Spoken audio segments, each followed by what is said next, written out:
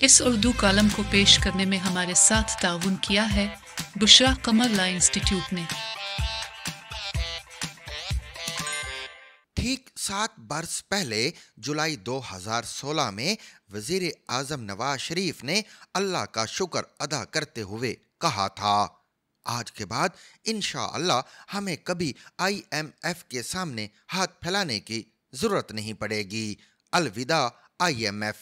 اور آج ہم IMF سے $3 ارب کا سٹینڈ بائی پیکج ملنے کے بعد اللہ کا شکر ادا کرتے ہوئے نعرہ زن ہیں، خوش آمدید IMF۔ اڑان بھرتے ہوئے پاکستان کے بالوں پر کس نے کاٹے؟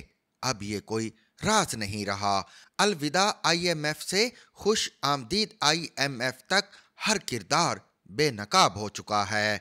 نواز شریف نے جون 2013 میں تیسری بار وزارت عظمیٰ کا منصب سنبھالا تو 3 بڑے مسائل زہریلے شیش ناگوں کی طرح پھنکار رہے تھے۔ توانائی کا شدید بحران بے قابو ہو چکا تھا، 20 گھنٹوں کی لوڈ شیڈنگ نے صنعتی، تجارتی اور کاروباری سرگرمیاں مفلوج کر رکھی تھیں، معیشت تیزی کے ساتھ روبہ زوال تھی اور دہشت گردی نے ملک کے طول و عرض کو اپنی لپیٹ میں لے رکھا تھا۔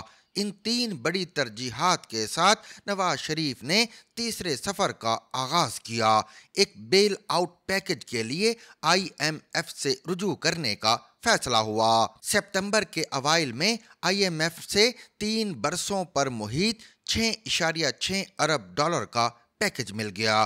ایوب خان سے 2008 میں قائم ہونے والی PPP حکومت تک 20 پروگراموں میں سے کوئی ایک بھی کامیابی کے ساتھ پایہ تکمیل کو نہ پہنچ پایا تھا۔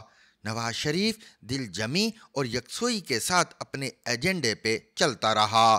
انقلابی عناصر بھی اپنے ایجنڈے کی تکمیل کے لیے مسلسل متحرک رہے۔ شاہراہ دستور پر عمران خان اور طاہر القادری کے طویل دھرنے، وزیر اعظم ہاؤس پر یلغار، جنرل ظہیر الاسلام کی وزیر اعظم کو دھمکی کہ خیر چاہتے ہو تو استعفیٰ دے کر گھر چلے جاؤ، جمہوریت کی کھدی قبریں، سربا کف کفن پوش دستے، پیناما کا ڈرامہ، ڈان لیکس کا ناٹک، رنگا رنگ جتھوں کی اسلام آباد پر چڑھائی اور انہیں معقول یومیہ الاؤنس دینے کی ویڈیوز، ملازمت میں توسیع کے لیے انگاروں پہ لوٹتے آرمی چیف کی کرتب کاریاں اور میڈیا کے ذریعے نواز شریف کی کردار کشی کی طویل مہم کے متوازی نواز شریف اپنی طے کردہ مستقیم راہ پر چلتا رہا۔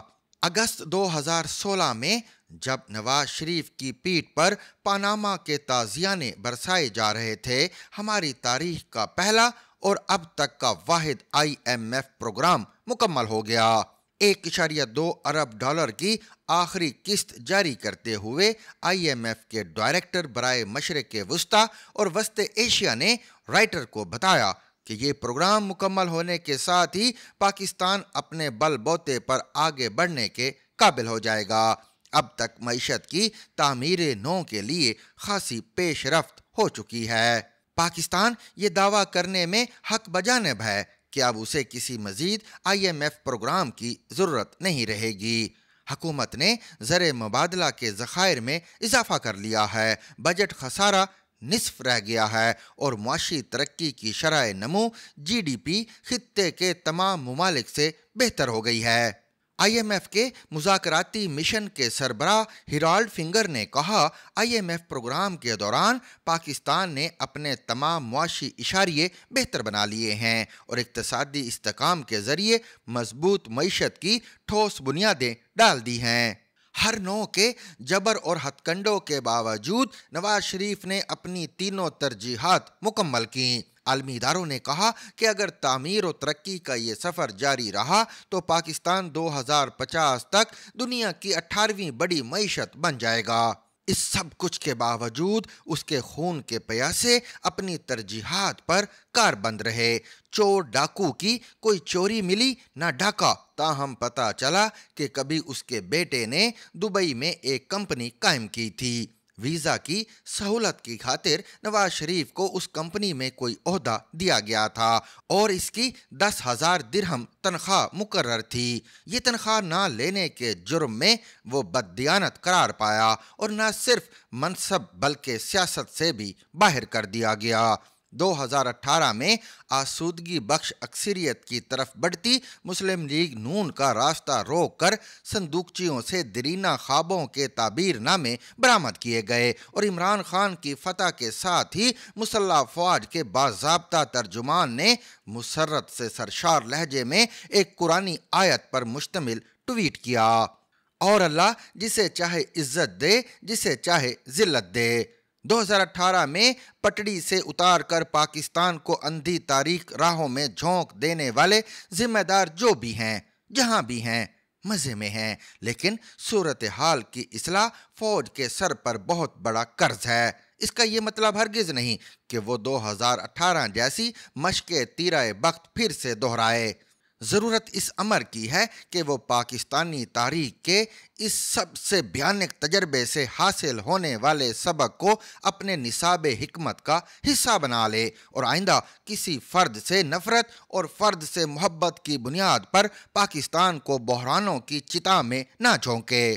اگر موجودہ آرمی چیف اس سوچ کے تسلسل کو یقینی بنا کر اسے مستقل ادارہ جاتی حکمت کار کا حصہ بنا سکیں تو شاید کسی حد تک 2018 کی ضیاءکاری کا ازالہ ہو سکے۔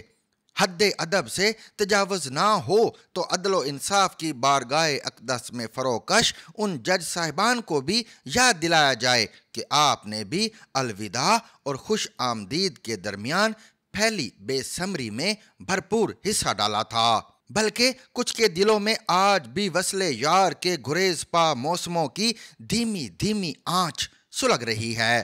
فوج کی طرح عدلیہ بھی اپنا کڑا احتساب کرے اور اپنے من مندر میں کسی مورتی کو سجانے کی بجائے خوف خدا کو جگہ دے۔ اسی طرح میڈیا کے کچھ مہم جو عناصر کی تراش خراش کو ایک خاص راہ پر ڈال دیا گیا اور بعض دانشوران فتنہ ساماں رضاکارانہ طور پر اس سپاہ کا حصہ بن گئے۔ 4 برس کی غارت گری اور 9 مئی کی ترشی نے بھی ان کا نشہ نہیں اتارا۔ انہیں اپنے حال اور سیل وقت کے رحم و کرم پر چھوڑ دینا چاہیے۔ البتہ سنجیدہ خو صاحبان قلم و کرتاس اور مبصرین کو ضرور اپنی سمت کا تعین کرنے کے لیے ذہن و فکر کے نئے دریچے واہ کرنا ہوں گے۔ الوداع آئی ایم ایف سے خوش آمدید آئی ایم ایف تک کا سفر فوج، عدلیہ اور میڈیا کے عناصر ثلاثہ کی بے ننگ و نام مہم جوئی کا نوحہ ہے۔ ان سب کو اپنے اپنے حصے کا قرض چکانا ہوگا، ورنہ وہ اپنی ساکھ کے حوالے سے دیوالیہ قرار پائیں گے، اور اس دیوالیہ پن سے بچنے کے لیے ابھی تک کوئی آئی ایم ایف وجود میں نہیں آیا۔ مزید اردو کالم پڑھنے اور سننے کے لیے ہمارے YouTube چینل کو وزٹ کیجیے یا پھر ہمارے فیس بک پیج کو لائک کیجیے۔ Zigzag News